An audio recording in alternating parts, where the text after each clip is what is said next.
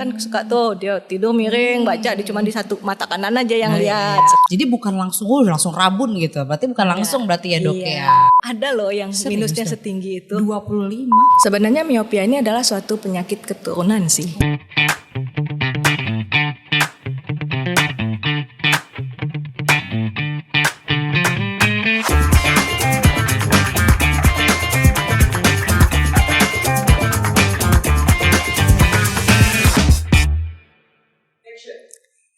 Mata jendela menuju dunia, biar jelas sampai ke tua. Jaga sejak masih muda agar pandang tetap setia. Assalamualaikum warahmatullahi wabarakatuh, sahabat Aulia. Kembali lagi di podcast Sehat di Aulia. Ada cerita di Aulia. Nah, hari ini Pipi bareng sama Dokter Novirini, spesialis mata. Dokter, boleh kenalan dulu dokter? Halo sahabat Aulia, saya Dr. Novirini Trivina, spesialis mata. Saya dokter mata lulusan Fakultas Kedokteran Universitas Indonesia dan baru saja menyelesaikan fellowship di bidang refraksi dan lensa kontak di Rumah Sakit Mata Jakarta Eye Center. Wah, berarti baru selesai ya dok ya. Nah itu artinya fellowshipnya ada berhubungan gak sama hari ini kita mau bahas tentang Myopia Awareness Week yang baru berlangsung seminggu ini ya dok ya. Iya, Nah betul. jadi dokter selamat datang ya di podcast Ada Cerita di Aulia Hospital. Kita biasa kenal dengan myopia ini sebagai apa sih dok? Myopia atau miopia itu adalah yang kalau secara awam dikenal sebagai mata minus. Jadi itu adalah suatu gangguan refraksi di mana cahaya paralel dari benda pada waktu masuk ke mata itu difokuskannya tidak tepat di retina. Sehingga bayangan itu menjadi kabur. Difokuskannya adalah di depan retina. Dan bayangan benda yang terlihat kabur itu adalah benda dari jarak jauh. Nah, jadi biasanya myopia atau miopia ini dikenal sebagai mata minus atau rabun jauh. Oke, nah kalau biasa mata minus ini kan dari sudut pandang dokter nih, masalah dari miopia ini bukan hanya untuk orang yang berkacamata aja dok, tentu makanya ada Myopia Awareness Week. Nah di tahun ini kita mau fokus apa nih dok untuk bicara tentang Myopia Awareness Week ini? Miopia itu sebenarnya memang identik ke kacamata sih ya Pipi ya. Jadi maksudnya keadaan yang tadi fokus yang nggak jatuh di tempat retina itu kan bisa dikoreksi kalau di depan mata itu diletakkan lensa sferis minus. Artinya sferis itu adalah lensa itu semuanya kekuatannya minus. Betul. Jadi kenapa dibuat suatu Myopia Awareness Week ini supaya kita nggak cuma nakes aja, tapi juga masyarakat pada umumnya mengerti kenapa myopia ini harus mulai diwaspadai gitu loh. Karena kenyataannya trennya adalah semakin banyak penderita myopia ini yang memakai kacamata, dan itu nggak cuma pengamatan aja, tapi memang dari penelitian itu menjelang tahun 2050 nanti 50% populasi dunia pasti memakai kacamata minus, gitu. Dan dari 50% ini 10%-nya, jadi myopia itu kan adalah suatu keadaan di mana bola mata itu memanjang. Keadaan bola mata memanjang ini kan patologis, jadi itu akan bisa berakibat pada kelainan-kelainan di retina yang bisa menyebabkan kebutaan permanen. Jadi 10%-nya itu myopia ini bisa menjadi miopia yang severe, yang di atas minus 6, dan miopia severe ini yang 10% itu bisa menimbulkan kelainan retina yang bisa menyebabkan kebutaan permanen. Oke, berarti dari bahasa awam miopia ini adalah rabun jauh ya dok ya? Betul. Nah adanya Myopia Awareness Week ini untuk selain nakes pun harus tahu nih kita harus apa pencegahannya. Dan juga bagaimana sih langkah awal dari rabun jauh ini sendiri gitu ya dok ya. Nah dari mata minus itu sama rabun jauh sebenarnya dari awam sama aja atau beda tuh dok? Sama aja. Sama aja ya? Iya. Itu cuma penyebutan aja ya dok ya? Iya, jadi mata minus disebut mata minus karena dia akan dikoreksi dengan lensa minus yang tadi saya bilang. Terus disebut juga sebagai rabun jauh karena fokusnya jatuhnya di depan retina, jadi itu adalah bayangan yang dari jauh yang tidak bisa dilihat dengan jelas. Gitu. Bayangan untuk bisa dilihat dengan jelas itu harus jatuhnya di retina. Jadi kalau jatuhnya di depan atau di belakang akan menjadi tidak jelas. Sedangkan keadaan minus ini cahaya yang tidak jelas itu adalah cahaya yang paralel dari jauh. Betul. Sedangkan lihat dekatnya biasanya jelas. Oke, nah ini juga menarik ya dok ya di Myopia Awareness Week ini, karena sebelumnya memang dari podcast Ada Cerita di Aulia ini kita biasanya bahas tentang organ-organ yang besar dok, kayak jantung ya, hati ya gitu. Nah kita hari ini memang khusus ke organ yang kecil tapi dipakai setiap hari. Nah dari mata sendiri ini memang banyak yang menjadikan ini kayak mata nanti juga bagus sendiri kayak gitu ya dok ya. Nah ini memang banyak nih dari masyarakat sendiri yang perlu kita jadikan edukasi hari ini dok ya, bareng sama sahabat Aulia yang nonton. Karena memang dari Myopia Awareness Week ini memang jadi ada beberapa tren global jatuhnya. Karena sekarang anak kecil kok makin banyak ya yang pakai kacamata. Itu kenapa tuh dok? Ya karena miopia itu insidensnya memang bermula dari usia muda. Begitu. Terus kenapa apakah ini cuma perasaan kita aja atau memang udah tren global? Memang pada kenyataannya adalah menurut penelitian sampai menjelang tahun 2050 itu 50% dari populasi dunia akan menjadi penderita miopia. Berarti mulai dari tahun ini dok ya sampai tahun 2050. Sebenarnya trennya itu udah mulai naik pada waktu COVID mulai. Nah, itu ada penjelasannya nanti yang berhubungan dengan faktor risiko terjadinya miopia dan kenaikannya.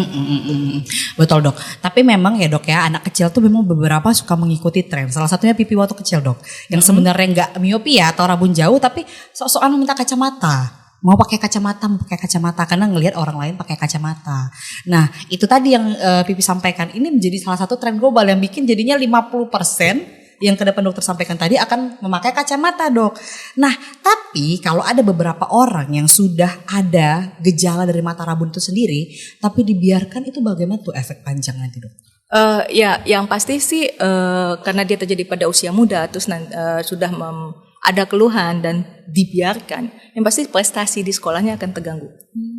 Itu yang pasti. Terus kemudian kalau dibiarkan tuh biasanya kenaikannya itu akan tidak terkontrol dan akan bisa menuju menjadi miopia high, miopia tinggi. Jadi miopia itu kan dibagi atas tiga tingkatan, ringan, sedang, dan berat. Nah yang ringan itu kalau minusnya masih di bawah 3 dioptri. Sedangkan sedang itu antara 3 sampai 6 dan yang berat itu adalah di atas 6.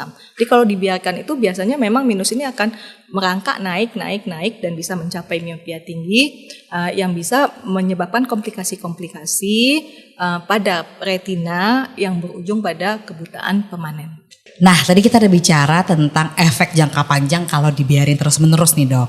Tapi kalau kita bicara tentang efek jangka panjang dibiarin terus-menerus, tentu ada gejala-gejala awal. Sebenarnya bisa dibilang sebagai miopia atau rabun jauh tuh gejalanya apa aja dok?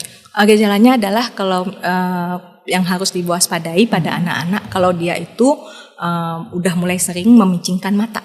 Jadi nyipit-nyipitin mata untuk lihat untuk nonton TV, untuk melihat yang jauh. Itu orang tua harus sudah waspada. Ini jangan-jangan anaknya ada gangguan penglihatan.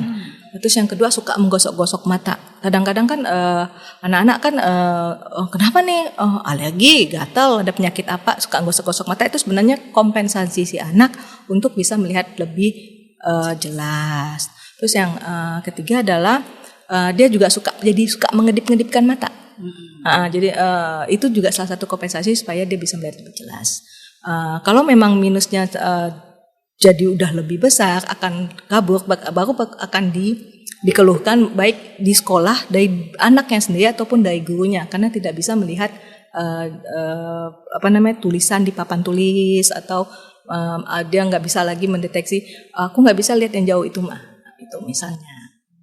Gitu. Berarti kalau gejala awal yang bisa kita lihat dan orang tua rasakan termasuk ya dok ya, adalah micik-micik mata tadi dan juga gosok-gosok mata. Jadi bukan langsung rabun gitu. Berarti bukan langsung berarti ya dok ya. Nah betul. Tapi ini kebiasaan-kebiasaan dari anak zaman sekarang nih dok ya, itu seperti main tab, main tablet itu, iPad, TikTokan itu juga berpengaruh besar nggak dok dalam adanya miopia ini? Sebenarnya miopia ini adalah suatu penyakit keturunan sih. Jadi kalau misalnya orang tuanya sudah memang ada minus atau gangguan refraksi lain, anaknya kemungkinan besar akan mengalami gangguan refraksi juga. Jadi kalau anak bapaknya ada minus, ada silinder atau ibunya atau salah satunya atau di full keluarga besar ada yang seperti itu, kemungkinan besar dia akan bisa menjadi penderita miopia juga. Sedangkan yang tadi Pipi bilang kebiasaan memakai gawai yang kelamaan itu adalah menjadi faktor lingkungan yang menyebabkan besarnya ukuran miopia itu menjadi cepat naik dan besar pada saat diketahui. Oh, oke. Berarti I see ya dok ya. Jadi paling penting itu memang dari faktor keturunan ya, termasuk ya dok ya. Dia sudah punya bakat, tapi yang paling penting itu sebenarnya yang bisa kita kontrol kan adalah faktor lingkungannya, pemakaian gawai dan kerja dekat untuk mata. Nah, sahabat Aulia, tadi sahabat Aulia udah dengar ya faktor-faktor kayak anak yang mulai bicing-bicing mata, sudah mulai gosok-gosok mata, itu juga salah satu yang keluarga bisa lihat secara langsung ya dok ya. Tapi selain itu ada lagi nggak dok kira-kira? Iya, kalau misalnya anaknya jadi sering mengeluhkan sakit kepala, terus sering pusing, terus kalau misalnya dia sudah belajar lama atau pulang dari sekolah dia masa mengeluhkan mataku panas mah, berair mah. Nah itu harus diwaspadai, jangan-jangan anaknya sudah ada tanda-tanda miopia. Berarti pusing juga salah satunya dok ya dari miopia ya. Oke dok, dari tadi itu kan faktornya aja dok. Dari faktor kebiasaan ada kemungkinan kok untuk miopia sendiri. Untuk faktor kebiasaan yang menyebabkan minus itu jadi atau bertambah besar sehingga memerlukan alat bantu melihat itu adalah memaksakan mata untuk kerja melihat dekat itu lebih banyak dan lebih sering dari yang seharusnya. Oke, artinya pemakaian gadget berarti ya dok ya? Iya. Pemakaian gadget nih mulai di tahun 2026 nih tidak mungkin bisa kita elakkan lagi dok ya? Artinya kan gadget ini kita pegang terus menerus. Dari dokter sendiri gimana dok? Jadi kan nggak bisa dipungkiri sejak COVID itu sejak tahun 2020 di mana anak-anak disekolahkan di rumah dan di online, otomatis juga ada kewaspadaan kalau misalnya dia main keluar kan anak-anak akan lebih banyak ada di dalam rumah. Itulah hal-hal yang menyebabkan kenapa insidence dan prevalence miopia ini menjadi cepat sekali naiknya. Dan kemudian kan itu dia adaptasi sebagai gaya hidup. Sebelum tahun 2020 kan tidak seheboh ini kan Ki ya. Iya, memang jadi kebiasaan kerja dekat, baik itu kerja di depan komputer, bermain games, media sosial, TikTok yang terlalu lama untuk melihat HP itu menjadi faktor-faktor risiko yang menyebabkan miopianya bertambah. Betul. Nah, memang betul yang dokter sampaikan tadi ini udah menjadi gaya hidup. Apalagi semenjak COVID itu udah ada WFH, work from home, work from anywhere. Nah, dari orang dewasa sendiri tuh menatap layar hingga 8 jam ya dok ya. Anak-anak sendiri bisa juga main TikTok ataupun belajar juga di handphone. Dari dokter sendiri selaku spesialis mata, boleh nggak kasih kita tips sebenarnya yang aman dalam memakai gadget itu berapa lama dok? Kalau untuk anak-anak sampai umurnya 3 tahun tidak dianjurkan untuk memakai gadget. Jadi kadang-kadang kan yang sekarang yang terjadi adalah anak GTM nggak mau makan, yang dikasih adalah HP supaya dia terhibur. Tapi atau nonton TV yang jadi nonton TV itu nggak bisa dipungkiri karena saya juga melakukan itu pada anak saya. Tapi ternyata itu bukan suatu kebiasaan yang baik. Jadi sebaiknya sampai umur 3 tahun itu anak dipuasakan dari gadget. No screen time berarti. No screen time sama sekali. Terus kalau di atas umur itu sampai dia usia sekolah itu maksimal hanya 30 menit sehari. Wah, jadi sampai usia SD berarti dok? SD, SMP itu harusnya maksimal hanya 30 menit sehari. Oke. Kalau SMA kan mereka dengan beban sekolah yang udah lebih beban belajar yang lebih tinggi, terus dengan kebiasaan sustainability juga kan, hemat kertas segala macam semuanya lewat gadget, lewat laptop, lewat Google Classroom. Nah itu disarankan hanya 1 jam sehari. Oke, kalau untuk pekerja sendiri dok yang harus 8 jam menatap layar kerja itu gimana dok? Kalau memang tuntutan seperti itu akan memberikan keluhan mata lelah, Soalnya kalau itu kembali, jadi miopia itu kan tadi saya bilang munculnya tuh di usia muda. Terus kemudian pada saat anak masih tumbuh itu adalah risiko terbesar minusnya bisa nambah tak terkontrol. Kenapa? Karena mata minus ini adalah keadaan di mana bola mata memanjang. Keadaan bola mata memanjang berarti ada pertumbuhan. Jadi faktor pertumbuhan itu sendiri yang menjadi risiko besar minus itu nambah. Nah, jadi di antara usia dari 6 sampai ke 20 itu kalau bisa ya dibatasi sekali ya pemakaian gadget. Sedangkan untuk dewasa di atas 20 40 biasanya tuh minus udah stabil. Jadi kalaupun pemakaian gadgetnya sering, risikonya kecil untuk menyebabkan minusnya naik. Kecuali pada individu tertentu di mana miopianya itu memang miopia patologis dan masih nambah. Tapi itu kecil angkanya, nggak banyak, nggak sampai 10% gitu loh.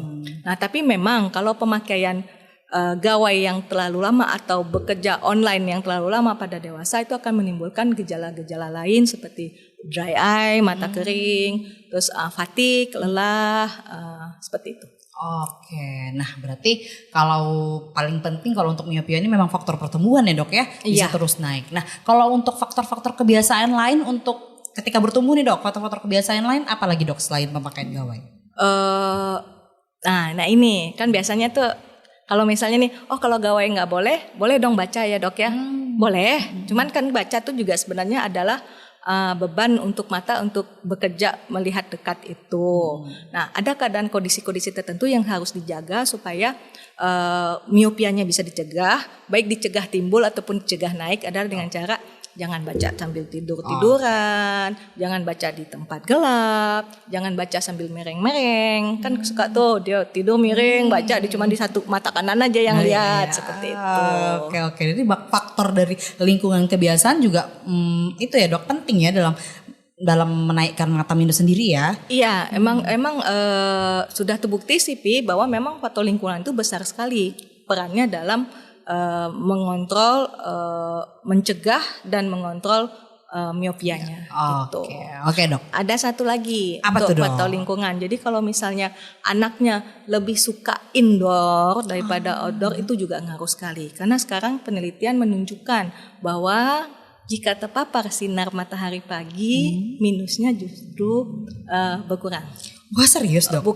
Maksudnya berkurang itu insidensnya berkurang. Jadi anak-anak yang lebih sering main outdoor akan berisiko jauh lebih kecil daripada anak-anak yang lebih suka indoor untuk mendapatkan miopia. Nah itu sangat relate sama yang dokter sampaikan tadi. Jadi ada kemungkinan 50% akan memakai kacamata semua ya dok ya, di masa yang akan mendatang. Karena memang anak-anak zaman sekarang lebih suka kegiatan indoor dibanding outdoor. Nah itu relate memang dok. Nah dokter sebelum kita mulai ke penanganan dok, kita mau bicara tentang mitos atau fakta. Boleh. Nah ini banyak nih mitos atau fakta yang beredar di dalam masyarakat ya dok ya. Banyak orang percaya katanya kalau sering pakai kacamata malah nambah minusnya, itu gimana tuh dok? Enggak, itu mitos ya? Itu mitos, udah pasti mitos. Karena seperti tadi yang saya bilang, yang membuat minus nambah itu bukan pemakaian kacamatanya, tapi kebiasaan-kebiasaan yang dari tadi saya jelaskan. Kebiasaan membaca atau kerja di tempat gelap, sambil tiduran, sambil mereng-mereng, terus banyak main indoor aja, megang HP, terlalu lama di depan layar. Nah hal-hal itulah yang menyebabkan minusnya nambah, bukan pemakaian kacamatanya. Justru kalau dia nggak pakai kacamatanya, dia akan membiarkan rabunnya nggak terkoreksi kan. Betul. Justru menambah lagi minusnya jadi naik. Jadi makin capek nggak sih dok matanya jadinya? Iya itu juga. Betul. Oke, kita langsung ke mitos atau fakta selanjutnya. Gimana dok dengan kebiasaan makan wortel? Kalau zaman dulu, aduh kamu nggak minus itu, makan aja wortel banyak-banyak. Itu gimana tuh dok? Maksudnya nih gimana nih? Makan wortelnya bisa mencegah minus atau mengurangi minus? Maksudnya itu atau bagaimana? Mengurangi minus ataupun menghilangkan minus kalau orang zaman dulu bilang itu dok. Itu mitos juga. Mitos ya dok ya. Betul. Jadi makan wortel, menatap warna hijau atau senam mata itu adalah kebiasaan-kebiasaan. Kalau wortel nih ya, wortel itu kan mengandung karoten, mengandung vitamin A lebih tinggi. Itu sebenarnya lebih berpengaruh terhadap ada sel-sel di dalam saraf mata itu yang disebut sebagai sel batang dan sel kerucut untuk melihat adaptasi gelap ke terang. Bukan untuk menyebabkan minusnya berkurang atau hilang. Sedangkan kalau untuk menatap yang hijau-hijau itu adalah salah satu strategi untuk supaya mencegah timbulnya mata kering dan lelah pada waktu bekerja di depan layar. Karena kalau kita bekerja di depan layar itu mata kita otomatis akan sangat berkurang sekali refleks blinkingnya. Normalnya nih kalau kita lagi nggak lihat yang dekat-dekat, blinking itu adalah sekitar ada kali dalam semenit itu tiap 5 detik itu kita harusnya blinking. Cuman kalau kita sudah di depan layar itu mata akan dipaksa tidak blinking. Akibatnya air mata itu tidak bisa dikontribusikan untuk menyamankan mata. Jadi tujuannya menatap yang hijau supaya memutus siklus untuk melihat ke layarnya itu loh. Jadi begitu dia lihat ke hijau kan langsung blinking. Iya. Nah itu memang mitos zaman dulu tuh dok. Lihat aja yang hijau-hijau itu hilang kok nanti minusnya. Berarti mitos tuh ya dok ya. Mitos juga. Oke. Nah betul tuh sahabat Aulia. Jadi sahabat Aulia tadi sudah cukup jelas ya penjelasan dari Dokter Novirini perihal apa sih penyebabnya. Terus bagaimana sih miopia sendiri itu bekerja di mata kita sendiri. Nah sahabat Aulia, tadi sahabat Aulia udah dengar ya penjelasan dari Dokter Novirini perihal tentang mata minus ataupun mata rabun. Nah, kita kalau udah bicara tentang mata minus dok, pasti ada penanganannya. Kalau untuk penanganan gimana tuh dok? Iya, kalau untuk penanganannya karena mata minus itu memberikan keluhan rabun jauh, melihat tidak jelas dan bisa dikoreksi dengan lensa minus ya memakaikan lensa minus ke mata. Cara paling cepat, paling mudah, paling aman ya dengan memakai kacamata. Jadi kacamata ini kita resepkan untuk penderita miopia dan bisa memperbaiki penglihatannya. Oke, berarti kalau nggak kacamata ada cara lain nggak dok selain kacamata? Tergantung usianya sih Pi. Kalau anak kecil yang dokter sampaikan tadi itu kan artinya itu masa pertumbuhan. Ya. Otomatis kan terus tuh. Artinya kalau sudah pakai kacamata apakah berhenti minusnya atau akan tambah lagi tuh dok? Kalau pada anak-anak kan tadi kan memang saya bilang faktor yang menyebabkan minusnya nambah itu adalah salah satunya adalah faktor pertumbuhannya karena bola mata juga ikut memanjang. Kalau dia sudah pakai kacamata nanti itu tidak menjamin minusnya tidak nambah. Jadi memang sekarang itu sudah banyak diteliti dan dikembangkan cara-cara supaya minus pada anak ini tidak nambah. Supaya tidak berujung pada yang kelainan-kelainan retina yang tadi saya bilang di awal. Betul. Selain kelainan retina yang kita harus waspadai pada minus itu sih, tadi saya belum ngomong, insidens kataraknya lebih cepat munculnya, insidens glaukomanya lebih sering. Ya, kita kan nggak mau hal itu terjadi pada penderita minus, apalagi tadi di awal udah dibicarakan. Menjelang 2050 setengah populasi dunia udah pakai kacamata. Iya, nanti setengah itu akan semakin banyak dong penyakit matanya ya kan, nanti kan. Jadi pada anak-anak selain kacamata untuk mencegah penambahannya itu biasanya didesain kacamatanya. Jadi kacamatanya nggak bisa tuh kacamata yang biasa polos minus biasa itu. Kalau untuk mencegah untuk mencegah minusnya. Jadi itu dilihatnya di bawah lensometer gitu sih. Jadi dilihat desainnya tuh nggak bisa yang desain polos minus semuanya kayak gitu. Jadi sekarang tuh udah dikembangkan beberapa desain lensa kacamata yang bisa membantu supaya minus anak ini nggak nambah. Desain kacamata itu misalnya kalau singkatannya adalah DIMS dan HALT. Jadi di lensanya itu akan dibikin ada lenslet kecil yang menyebabkan tidak hanya memfokuskan bayangan itu tepat di retina, tapi juga mencegah adanya rangsangan supaya bola mata itu nggak jadi tambah panjang. Jadi kalau misalnya nih, gimana saya mengibaratkannya, kalau cuma dikasih lensa biasa, jadi kan di semua nih. Kita punya kacamata ini misalnya nih, di semua ini kan akan jadi minus semuanya minus. Nah mata itu sedangkan kan lengkung, kita nggak punya model mata ya, mata itu kan lengkung. Jadi dan si makula tempat pusat penglihatan itu ada di tengah. Nah, jadi kalau yang pas di depan pupil itu pasti akan tepat di tengah si lengkungan mata yang di tempat si makula. Tapi kalau yang di sisi lain itu dia akan menyebabkan bayangannya itu jatuh ke belakang. Nah, karena ada bayangan jatuh yang ke belakang, jadi otak itu bekerja dengan sistem feedback. Ini kok ada bayangan yang harus kita lihat di belakang ya. Ayo, bagian mata, panjangin lagi matanya. Itulah yang menyebabkan minusnya nambah. Kalau pakai kacamata lensa biasa. Cukup paham ya, sahabat Aulia ya. Paham. Pipi coba paham ya. Paham. Jadi kalau pakai yang lensa desain khusus itu, jadi itu nanti di lensanya ini itu dibikin ada lenslet yang menyebabkan ngebuyarin supaya di bagian yang bukan di makula di pusat penglihatan itu jatuhnya nggak di belakang mata banget. Jadi ada istilah dia menciptakan suatu daerah yang disebut defokus perifer. Jadi di bagian perifer penglihatan itu justru nggak dijatuhin di retina. Tujuannya apa? Supaya nggak tambah panjang bola matanya. Jadi makanya diharapkan dengan begitu minusnya nggak nambah. Dan dari penelitian memang sudah dibuktikan desain yang seperti itu bisa menghambat penambahan minus sampai mencegah ya sampai 40-50%. Itu satu. Terus yang kedua, kalau misalnya udah pakai kacamata itu masih nambah, itu biasanya akan ada dari dokter mata diberikan obat tetes untuk mencegah supaya bola matanya nggak memanjang. Dan pemakaian obat tetes ini harus dengan konsultasi dokter ya. Nggak bisa tuh yang, dokter bilang pakai obat ini, aku beli di luar atau di mana. Dan jangan, karena kan efek samping obat dan segala macam. Dan kamu juga nggak bisa gitu loh memonitor seberapa sering harus aku pakai. Terus ini udah efektif belum ya buat minusku. Oke dok, berarti tadi penanganannya udah kita bahas nih ya dok ya.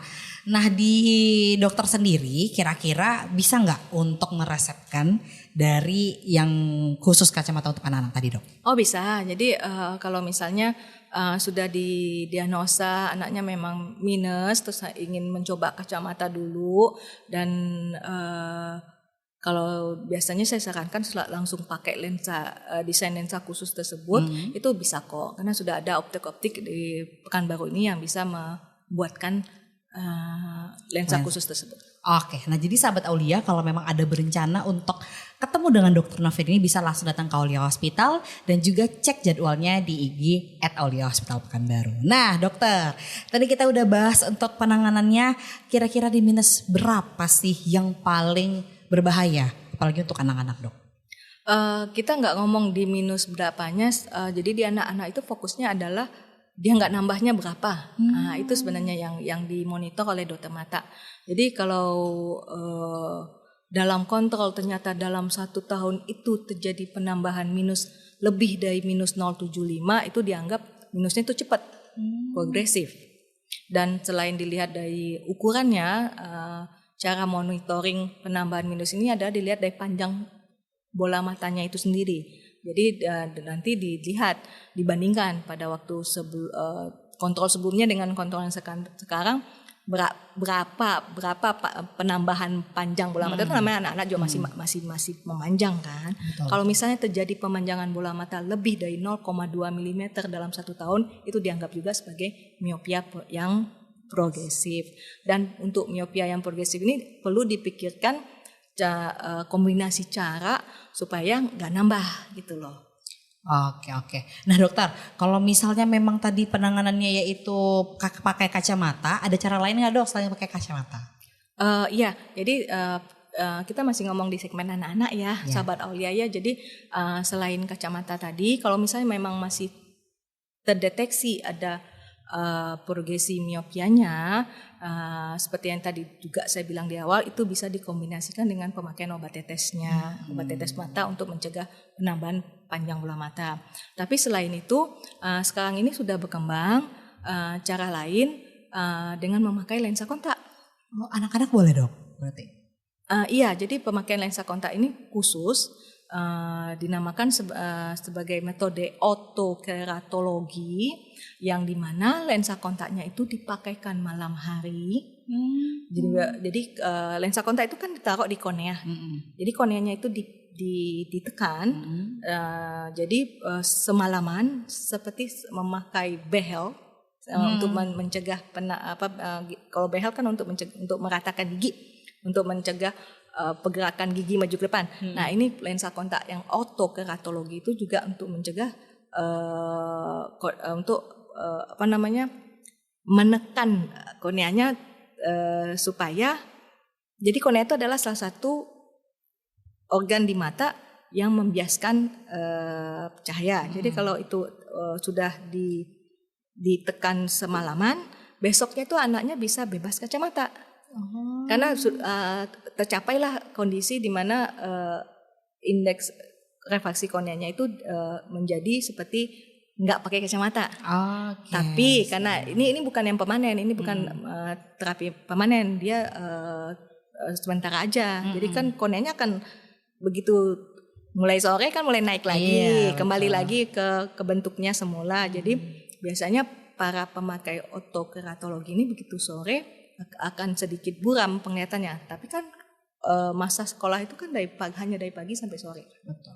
Kalaupun nanti sore itu terlalu terganggu untuk si anak, paling ditambahkan penambahan resep kacamata, tapi ukurannya tidak sebesar ukuran awalnya. Selain untuk dia kan ini berarti dia ada nilai plus ya. Anaknya bisa bebas kacamata di siang hari. Dia bisa dengan dengan autokeratologi itu sudah terbukti sama efektifnya dengan pemakaian obat tetes untuk mencegah minus nambah. Oke, I see. Berarti kalau kita bahas tentang anak itu lensa kontaknya tuh khusus juga ya dok ya? Iya. Nah kalau kita bahas dewasa itu gimana dok? Kalau yang udah divonis minus itu bagaimana penanganannya untuk yang dewasa? Kalau untuk yang dewasa kan tujuannya adalah supaya dia melihatnya jelas, untuk lihat jauhnya. Sedangkan biasanya pada dewasa ini di atas 20 tahun minusnya udah stabil. Nah jadi ya untuk dewasa ya diharapkan tetap memakai kacamata, atau kalau kacamata sudah tidak bisa mengakomodasi derajat minusnya yang memakai lensa kontak. Jadi kacamata itu pun juga ada keterbatasan. Jadi kalau misalnya makin tinggi minusnya, biasanya yang di atas minus 6, itu kan karena desain lensa itu di depan mata, kan lensanya jadi tebel. Betul dok. Nah, terus jadinya image yang disampaikan oleh si lensa kan jadi terdistorsi. Betul. Itu nggak nyaman buat kita melihat dengan image yang terdistorsi. Biasanya lebih kecil seperti melihat di dalam box. Itu kan nggak nyaman. Nah, jadi itu bisa alternatifnya adalah memakai lensa kontak. Lensa kontaknya juga maksudnya enak dok bisa pakai soft lens dok nggak pakai ini. Ya soft lens bisa, tapi itu juga terbatas. Mempunyai keterbatasan minusnya berapa, kalau nggak salah hanya sampai minus 12. Terus habis itu juga pemakaian soft lens yang terlalu lama memberikan efek samping dry eye. Betul. Dan hal-hal yang lain. Jadi yang disarankan sih untuk para penderita minus tinggi ini adalah lensa kontak yang hard, yang keras. Ya, nah, itu bisa meliputi minus dan silinder yang bahkan sampai ke 25 dioptri sampai 30 dioptri. Jangan salah, ada loh yang minusnya setinggi itu. 25? Iya, ada. Dokter pernah nangani berarti? Iya, ketemu. Ketemu ya kasusnya. Dan kadang-kadang minus tinggi itu enggak dua mata, cuma sebelah. Jadi kalau misalnya selama ini dikurangin dok, karena manusia itu antara dua matanya itu hanya bisa mentoleransi perbedaan 3 dioptri. Tapi kadang tuh ada yang minusnya 1,15, satu cuma 2. Nah kasihan yang 15 ini nggak bisa dipaksa melihat jelas maksimal. Kasihan, biasa kita turunnya jauh banget. Sayang gitu. Iya betul. Nah itu bisa diatasi dengan pemakaian lensa kontak yang keras. Oke, nah dok, kalau tadi kita udah bahas penanganannya kacamata dan lensa kontak, kasihan banget dok, berarti harus pakai kacamata seumur hidup, harus pakai lensa kontak seumur hidup. Ada nggak cara lain agar bisa lepas dari kacamata ataupun lensa kontak? Oh ada dong. Ada. Apa tuh dok? Cuman metode untuk bisa bebas dari kacamata dan lensa kontak ini hanya bisa untuk yang sudah dewasa. Dewasa ya. Dimana diharapkan udah terjadi stagnan dari pertumbuhan. Nah, jadi itu kita udah masuk ke dalam metode bedah refraktif. Nah, bedah refraktif ini meliputi kalau untuk bisa membuat kita independen dari kacamata adalah lasik, laser, dan prosedur bedah lens exchange refractive surgery. Lens exchange itu berarti ukuran lensa kita. Jadi mata kita itu sendiri punya lensa di dalam. Dan lensa itu berpengaruh untuk memfokuskan si bayangan benda tadi. Jadi kalau orang minus, kekuatan lensa aslinya tuh nggak mampu untuk membawa bayangan itu ke fokus retinanya. Nah, jadi makanya lensanya itu diganti seperti operasi katarak, di mana juga diganti lensa yang keruh. Tapi ini lensanya masih jernih, dipasangkan lensa yang memang sesuai dengan ukuran panjang bola matanya. Begitu. Berarti bedah ya, berarti salah satu itu bedah cara ya. Dua-duanya bedah itu. Dua-duanya bedah selain dari kacamata dan juga lensa kontak. Tapi itu butuh mental tuh dok. Kalau memang mau bedah tuh dok, harus ada mental yang kuat untuk memilih untuk bedah. Ada 2 tadi ya dok ya bedahnya. Nah dokter, kalau kita udah bicara tadi, bagaimana sih dok penanganan dari tadi kita udah gejala, penanganan tadi, mungkin tips. Nah sedikit Pipi mau tanya nih, tips untuk menjaga bola mata kita agar tidak adanya miopia. Ya, jadi penting tuh dilakukan screening dan pemeriksaan reguler ke dokter mata. Jadi di usia berapa dok anak harus dibawa untuk cek mata? Disarankan di usia 2 tahun itu udah di screening untuk melihat screening penglihatannya, screening apakah ada penyakit di matanya. Terus nanti begitu dia, dan itu ada metode-metodenya untuk mendiagnosakan dia belum bisa baca dok. Ya beda dong pemeriksaan antara anak-anak yang illiterate yang belum bisa baca dengan yang sudah baca. Itu ya itu bisa gitu loh. Oke. Nah berarti di Aulia sendiri ada nggak layanan untuk screening mata itu dok? Boleh nggak share sama sahabat Aulia? Bisa, kita ada. Cuman biasanya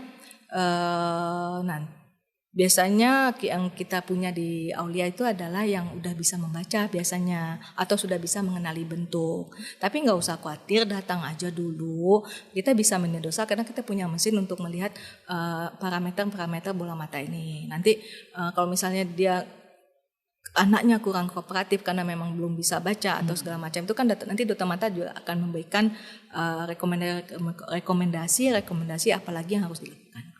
Oke.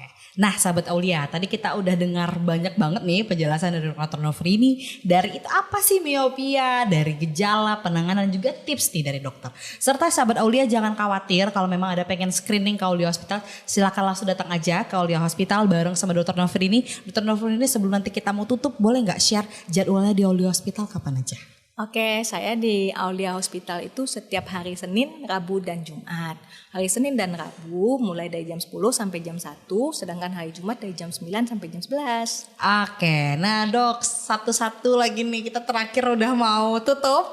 Boleh nggak kasih pesan penting untuk sahabat Aulia yang nonton hari ini tentang di Myopia Awareness Week ini?